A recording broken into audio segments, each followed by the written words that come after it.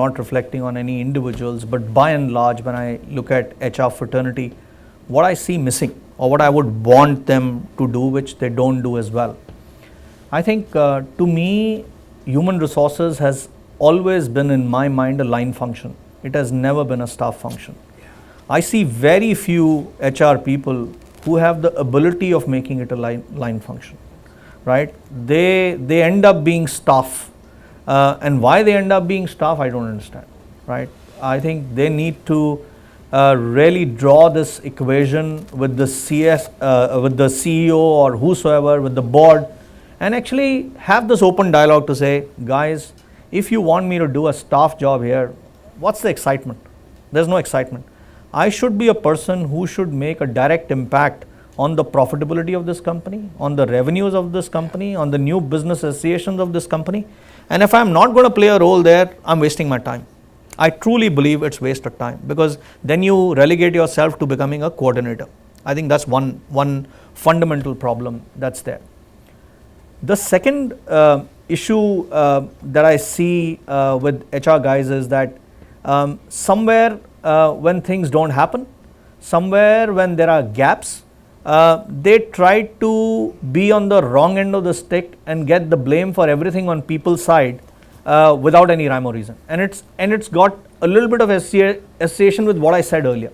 So I believe at the end of the day, the people who can make a difference to the organization's culture, HR practices, are truly the operating guys and the line guys in the organization, right? The so-called business guys. I think most HR does not play a role to develop operations managers and business managers to becoming good HR managers. I think that facilitation role, that evangelist role doesn't happen. Instead, they start performing that role on their behalf. I think that weakens an organization, because in an organization, if 5 people, 6 people try to take the load of 13,000 people, 14,000 people, it's never going to happen. But if they are able to convert 300 line guys into becoming good HR guys, the load is going to get shared. And if that gets shared, I think truly an HR guy has done his job.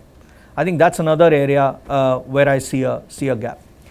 The third area where I see a little bit of gap is that many HR people, and I'm taking out the atypical guys out of this, somehow always give an impression of not being technology friendly, right? I don't think they invest enough time on either understanding the technicalities of the business or understanding the technological changes that are hitting the world, because they can use much of that to their advantage going forward, right? How can you use mobile devices? How can you use applications? How can you use new age software? How can you make your organization mobile enabled? Because everything, eventually the only computer that is going to be most pervasive in everybody's hand is this goddamn one device that everybody carries, and some carry 2 or 3 or 4, right? How this ecosystem is changing, I think they somehow refrain from this. Why? I do not know, because it's very easily doable. I explained to you, I'm not a engineer, right? But I've run only technical businesses now for good, I don't know how many years, right? It is all learnable. At the end of the day, I don't need to understand bits and bytes. I need to understand how technology can play a role and help me in improving the businesses that I run, or create businesses that I want to create, and make me more efficient, make me more profitable, make me more competitive in the marketplace. I would say these 3 things come to me very easily. The fourth thing, and I want to share this with you because this is probably straight out of the oven. So I was with Goldman Sachs about 2 weeks back, and I was with 4 other founders of the most successful e-commerce and m-commerce businesses in this country. I can't name any one of them.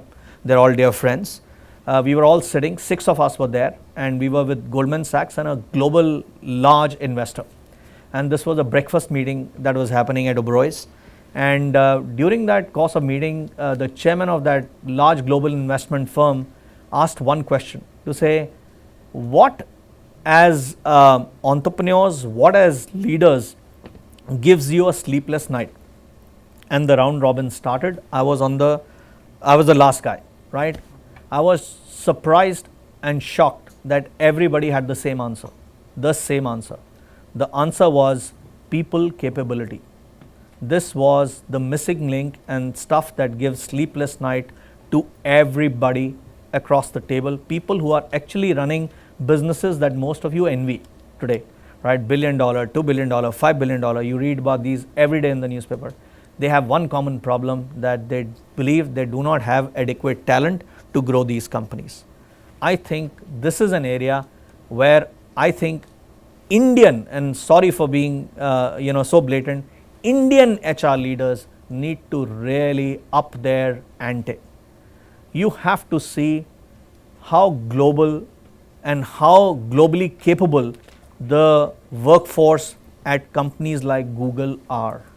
They hire best of breed people, really best of breed people. I think this is a trade-off on quantity versus quality. You hire 5 less people, but you hire the best guys. Your organization at the end of the day, no matter how much people say, process-based organization, I think that's a lot of cock and bull. I don't believe in that. I think at the end of the day, organizations are people-based organizations, because I've seen in the most robust process-based organizations, when people move, processes fall, right? Then where's the process, right? So it's all about people. If people are going to make all the difference, and that's been, at least I've always felt proud that at Airtel, if there was one competing edge that we had against everybody else in the marketplace, was we always over-engineered our management teams and had a better bench strength than anybody else in the market, right? And that was consciously done for so many years, and that held us in good stead everywhere.